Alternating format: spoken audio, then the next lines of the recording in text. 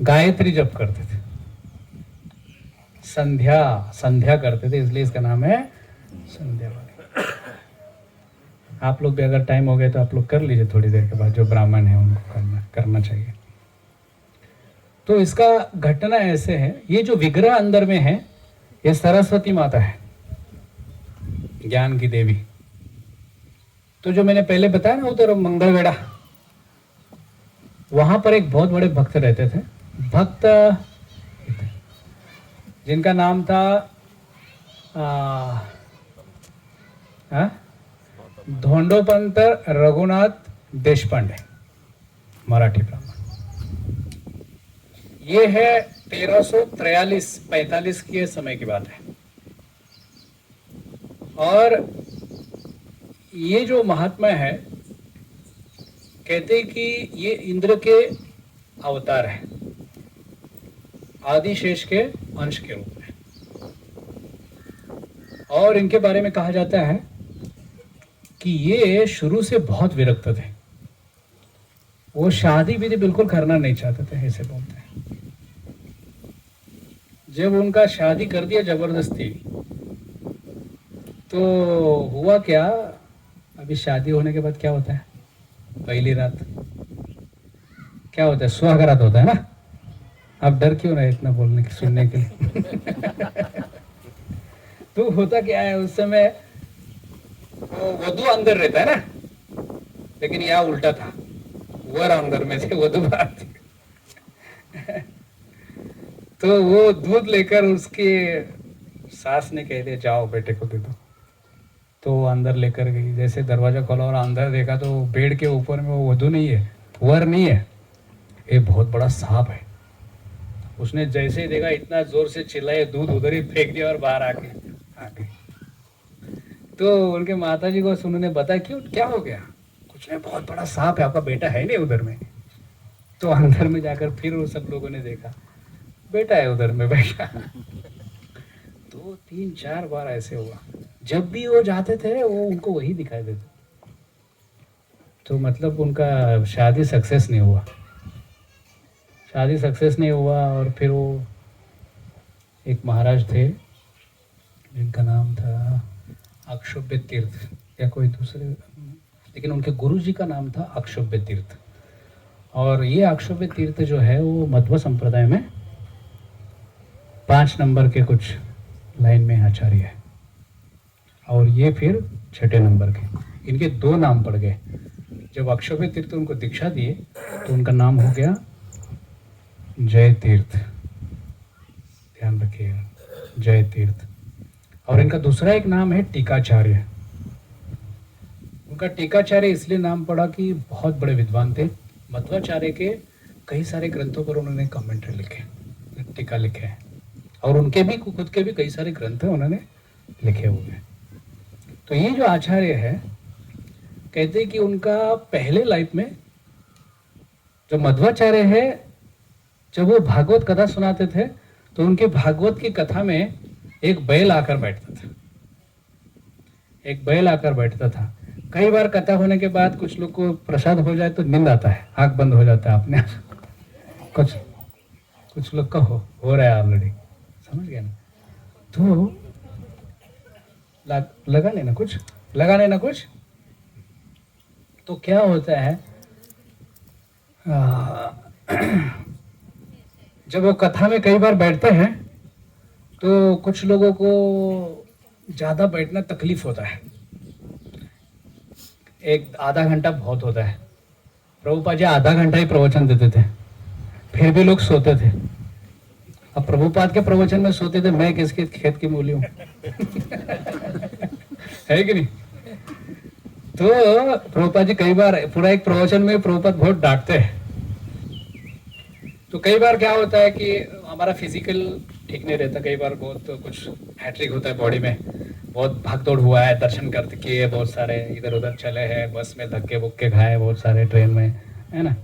तो थकावट होता है, या कभी कभी बीमारी है तो भी नींद आता है ना? तो कई सारे ऐसे कारण होते हैं। तो मध्वाचार्य की कथा में तो उसकी वजह से क्या होता है, कई लोग एक तो खड़े हो जाते हैं, नींद आता है तो, है ना? ऐसे एक बार एक व्यक्ति कथा में आकर बैठा, और कथा में आकर बैठा और क्या किया, वो पीछे जाकर बैठा, ऐसे उधर में, इतना दूर में उधर में बैठा, और वो बैठा, वो हर समय आता था और पीछे ही बैठेगा, क्योंकि उसको मालूम था उसका प्रॉब्लम क्या है। उसको कथा में जैसे ही चालू हो जाता है उसको नींद आता है। आगे बैठेंगे तो समस्या होगा प्रवक्ता के लिए, तो वो पीछे बैठते थे। कई बार देखो जब सत्यनारायण का कथा वगैरह होता है ना, कई सारी माताएं इकट्ठा होती है, और जैसे वो सत्यनारायण का कथा रखता है वो चावल उनके पास में रहता है। एक अध्याय हो गया, वो प्रवक्ता, वो जो प्रवक्ता रहता है ना कथा बोलने वाला, वो लास्ट वाला मंत्र बोलता है, ओम नमो भगवते वासुदेवाय। जैसे हो जाता है, मतलब एक अध्याय खत्म हो गया, वो माता जी जाग जाएगी और एक चावल का दाना आगे रखेगी, एक अध्याय हो गया। तो वो उसका ये समस्या था, वो पीछे बैठता था क्योंकि उसको नींद आता था, तो वो सो रहा है, कथा चालू हो गया प्रवक्ता का, उसको नींद आ रहा है, नींद उसको आ रहा है। और उधर क्या हुआ पता है, हाँ, वो एक दिन एक दूसरा व्यक्ति अपने बकरे को लेकर आया। बकरा जानते हैं ना, वो मेंढा तो बड़ा बड़ा सींग रहता है, तो वो आकर उधर अपना बकरे को पकड़ के बैठा था, वो भी कथा सुन रहा था। तो ये जैसे ही अपना नींद लगा उसने और अपना सर ऐसे कर दिया, तो वो बकरे का ध्यान गया।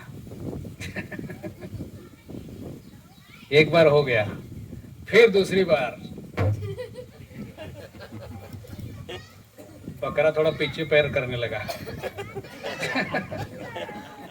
फिर तीसरी बार बकरा बोला मेरे को चैलेंज कर रहा है।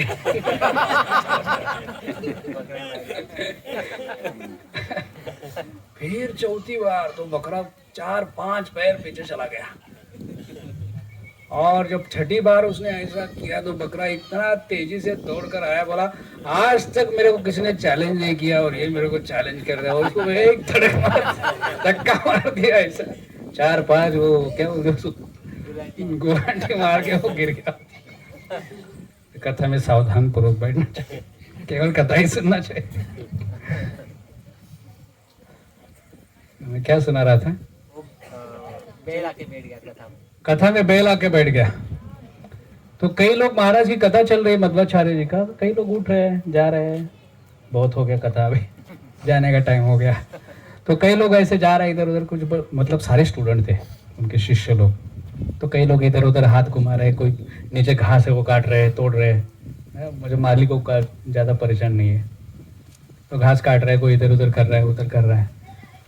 तो वो जो बैल है, फिर कथा होने के बाद सारे लोग चले गए, लेकिन वो कथा में जो बैल है ना वो उठ ही नहीं रहा है, वो बस सुन रहा है। वो कान भी कैसा है, ऐसा गिरे नहीं है, कान वो महाराज की तरफ है, उनके मुख की तरफ, कथा जो सुन रहे हैं, सुना रहे हैं ना, उनकी तरफ है।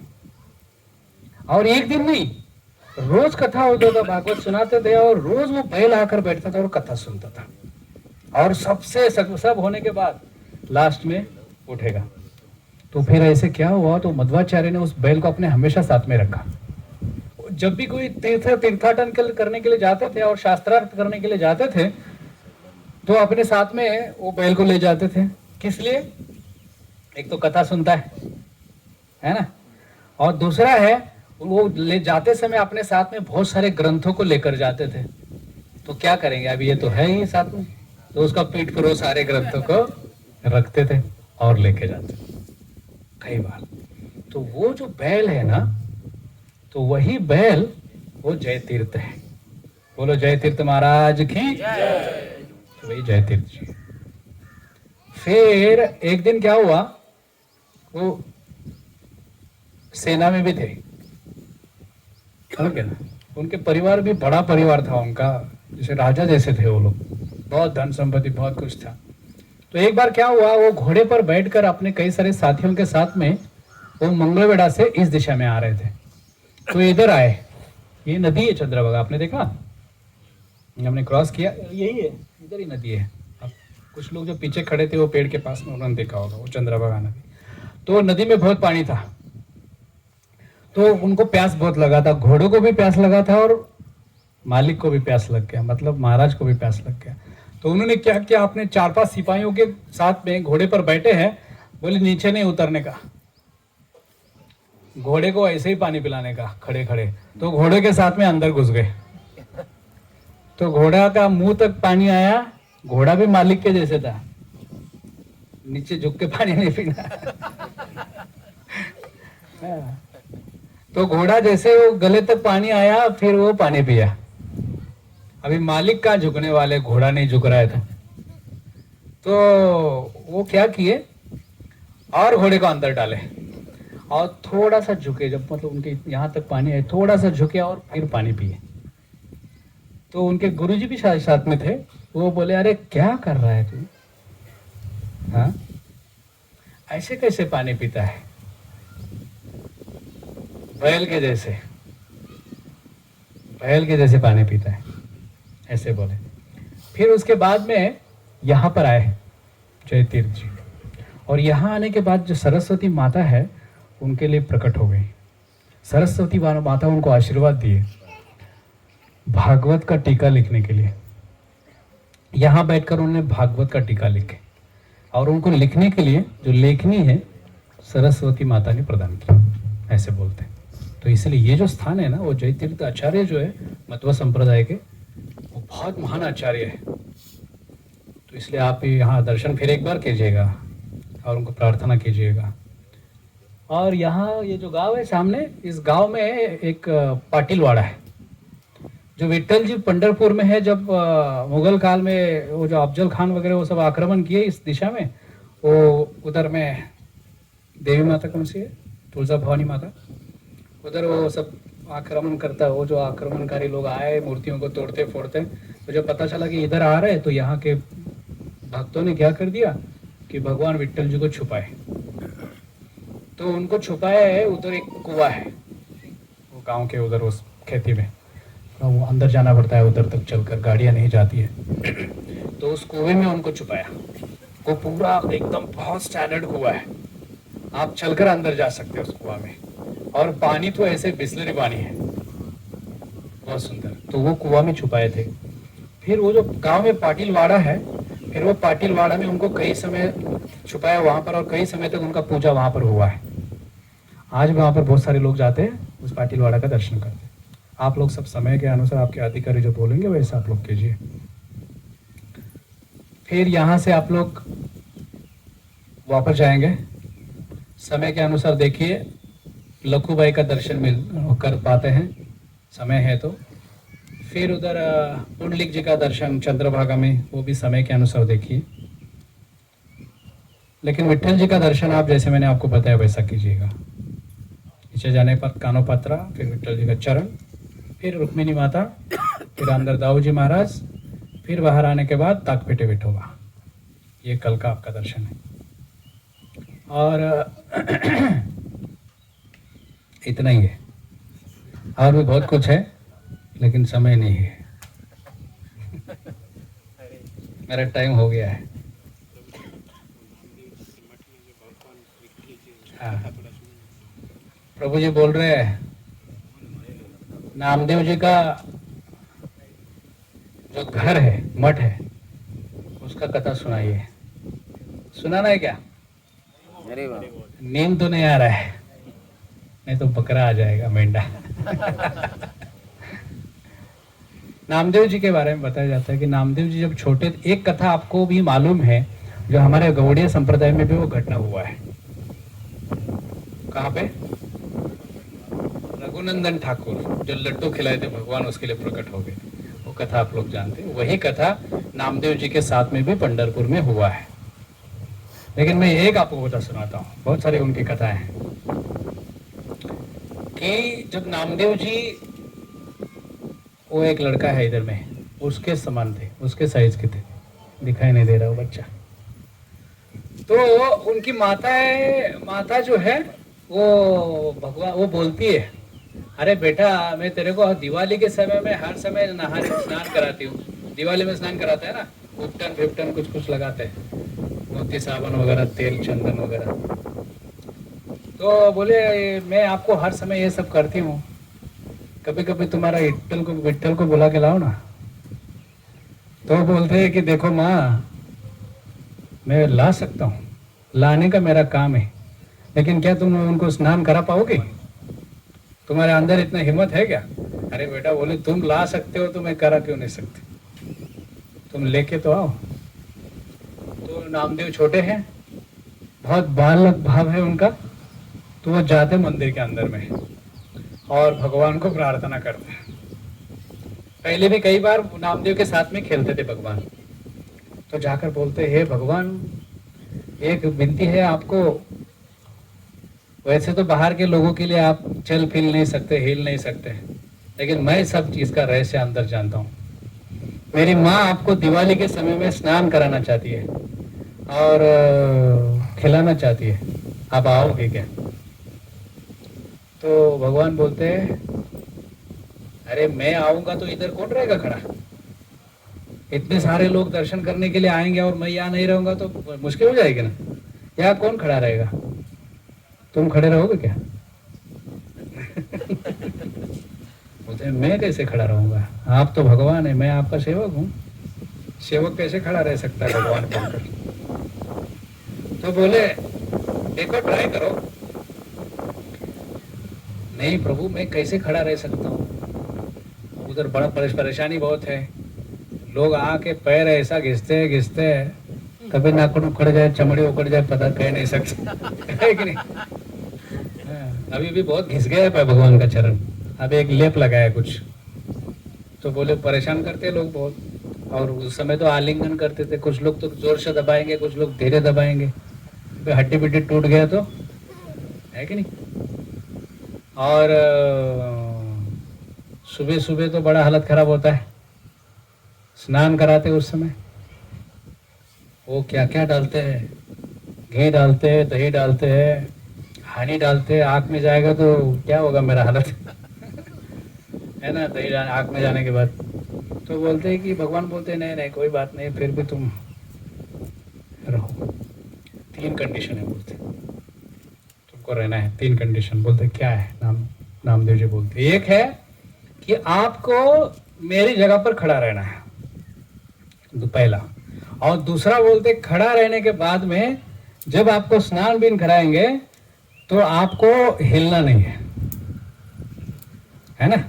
मैं हिलता हूँ क्या? देखा आपने? देखा तुमने? बस ऐसे ही खड़ा रहता हूँ। कभी ठंडा, जब पानी जब गर्म हो जाता है तब भी सह लेता हूँ, ज़्यादा ठंडा हो जाता है तब भी सह लेता हूँ। तुमको भी सहना है, थोड़ा भी चुड़बुड़ नहीं करने का।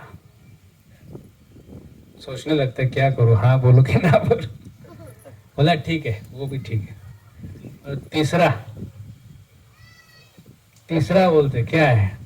बोलते जब वो स्नान होने के बाद में जो माखन का बॉल मुंह पे लगाते हैं ना, तो क्या खाने का नहीं खाने का नहीं उसको। ऐसे कैसे हो सकता है? नहीं खाने का नहीं तो क्या होगा? अगर तुम हिलोगे डुलोगे, स्नान कराएंगे और मक्खन लगा और खाएंगे तो बहुत पिटाई करेंगे आपकी, ये भगवान ने ये बोलकर। इसलिए तुम ये 3 नियमों को पालन करना। ठीक है, आप कम से कम मेरी माँ का इच्छा तो पूर्ति करो। और नामदेव जी विट्ठल जी बनकर खड़े हो जाते हैं।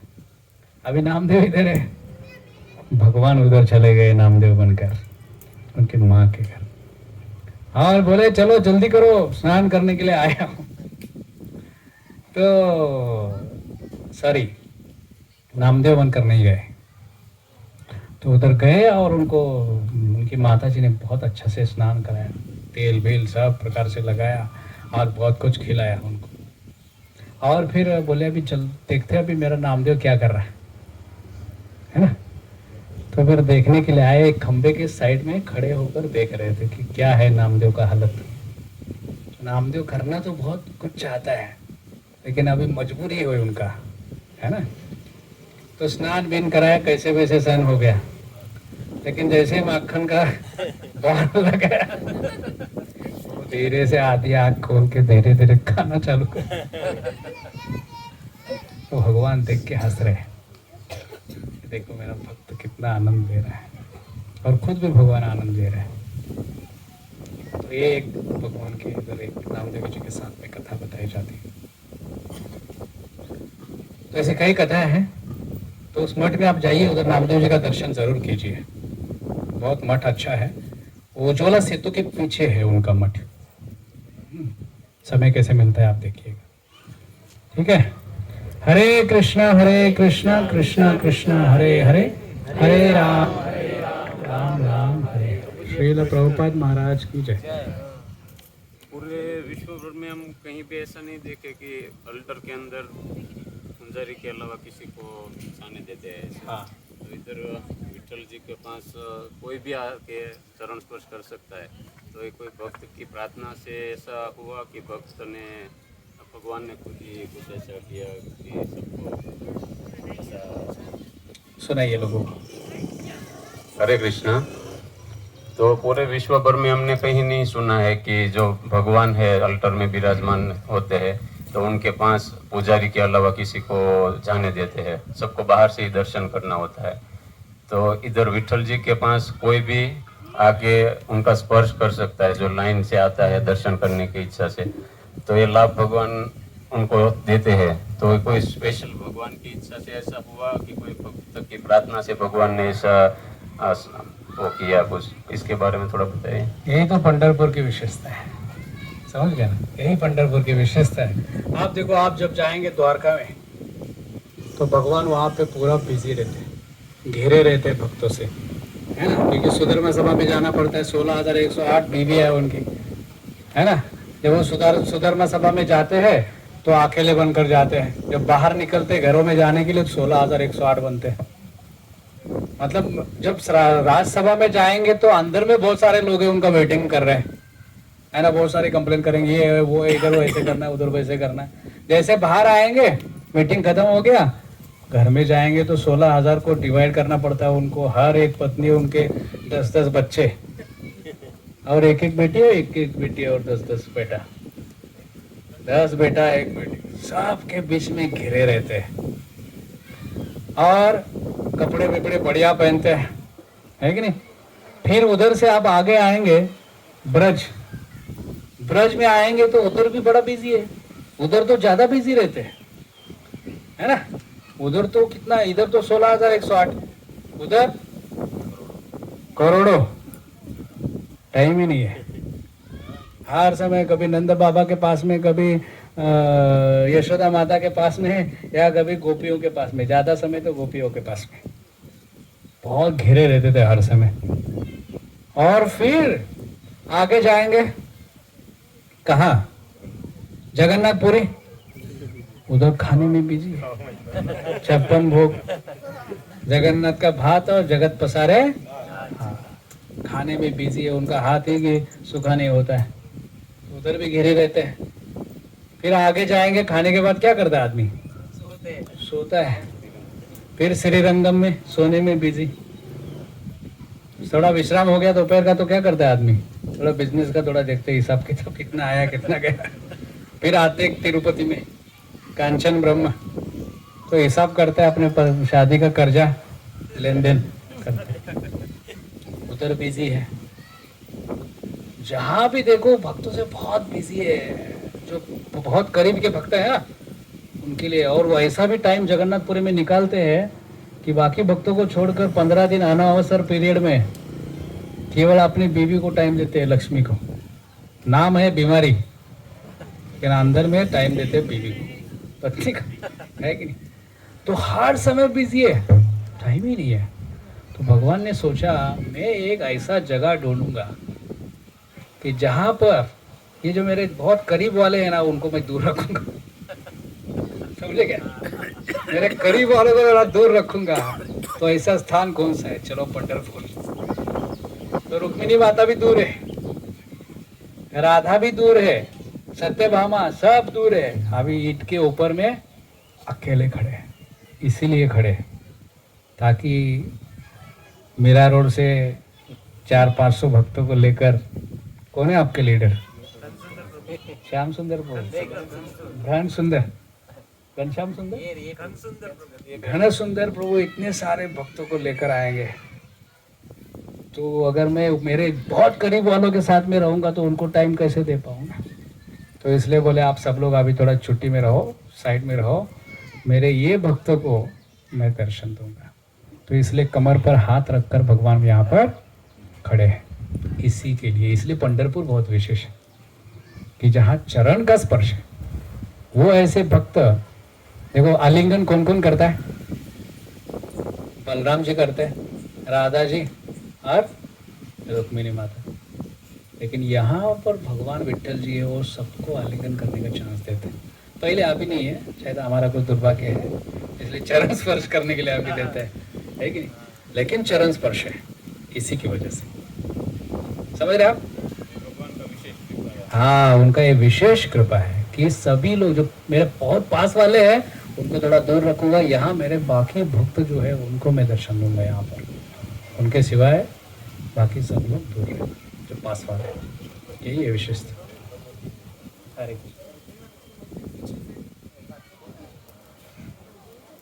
रुक्मिणी माता का मंदिर पीछे क्यों है अभी तो पता है, इतना बड़ा लंबा चौड़ा। साइड सगे वाले को साइड में रखना है। हाँ, जो बहुत करीब वाले हैं ना, जो हर समय टाइम खाते हैं। बीवी बहुत टाइम खाती है सबसे ज्यादा, टाइम तो खाते, दिमाग भी खाती है वो। ये लाओ, वो लाओ, ये लाओ। हाँ? हाँ। तो इसीलिए रुक्मिणी माता को भी पीछे रखा है। यस, हरे कृष्ण। कृष्णा कृष्णा कृष्णा हरे हरे, हरे राम तिलक तो समझाणु હારે રહેવા વાળા થોડા આગા પાછા જાય તો બીજાને ટાઈમ આપીએ કે એટલે હું એકલો આવ્યો છું। प्रभु जी कि मैं गुजराती नहीं, इसलिए मैं अकेला आया हूँ प्रभु जी। तो बहुत ही धन्यवाद प्रभु जी का। प्रभु जी इस ग्रेज मोहन रूप प्रभु यहाँ पर नहीं है, इसलिए नहीं, वो कुछ कारणों से विठल भगवान ने नहीं आने दिया, हमारा प्लान था, टिकट भी था। तो हाँ, प्रभु जी यहाँ पर मंदिर में बहुत सारी सेवाएं करते हैं और जब भी हम आते हैं तब यहाँ पर साथ में आकर बहुत सुंदर सुंदर यहाँ की कथाएं सुनाते हैं। अगली बार भी हम जब आए थे, बहुत कम लोग थे, उस समय भी प्रभु जी साथ में आए थे। तो हम प्रभु जी के बहुत आभारी है जिन्होंने सुबह से अपनी व्यस्तता से समय निकाल कर हमें समय दिया और कथा सुनाई। तो आइए हम एक बार प्रभु जी का महामंत्र से अभिवादन करते हैं। हरे कृष्णा कृष्णा कृष्णा हरे हरे, हरे राम राम राम हरे हरे। और विशेष दो मिनट प्रभु जी, उसमें क्या है, यहाँ पर पुरुषोत्तम मास है और पंढरपुर धाम है, तो हमारे साथ यात्रा में आए हुए कई भक्तों ने वैष्णव के लिए प्रसाद की सेवा की है। आपने बताया था ना प्रभु जी के दाम का फल होता है 1000 गुना और पुरुषोत्तम मास में और 1000 गुना हो जाता है। तो इसलिए यहाँ पर भक्तों ने सेवा की है। तो हम प्रभु जी के हाथ से उन भक्तों के लिए कुछ यहाँ का स्मरण रहे, इसलिए कुछ हमारे जनार्दन प्रभु और सब भक्त लोग उपहार लाए हैं। तो प्रभु जी बताते हैं, तो प्रभु जी आगे का अनाउंस करेंगे। हरे कृष्णा कृष्णा कृष्णा कृष्णा हरे हरे, हरे राम